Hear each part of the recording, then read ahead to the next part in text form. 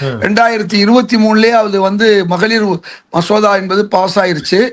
அந்த மகளிர் மசோதாவை முன்னால காமிச்சு நேற்று திரு ராகுல் காந்தி பண்ண மாதிரி இந்த மந்திரவாதி ஒன்றை காமிச்சு இன்னொன்று கொண்டு வைக்கிற மாதிரி எப்படி இந்த பாஜக அரசு இந்திய காமிச்சு சமஸ்கிருதத்தை திணிக்க பார்க்குறாங்களோ அந்த மாதிரி மகளிர் மசோதாவை காமிச்சு அவங்களுடைய தென் மாநிலங்களுடைய இடங்களை குறைத்து வட மாநிலங்களுக்கு அதிகப்படுத்துவதன் மூலமாக இந்த தென் மாநிலங்களுக்கு இப்போ இருக்கக்கூடிய அந்த மரியாதையை குறைக்கிறாங்க. இப்போ தென் மாநிலங்களுக்கு மரியாதை இருந்ததுனால தான் இத்தனை இடங்கள் 500க்குள்ளே இருந்ததுனால தான் இது தோல்வி அடைஞ்சிச்சு.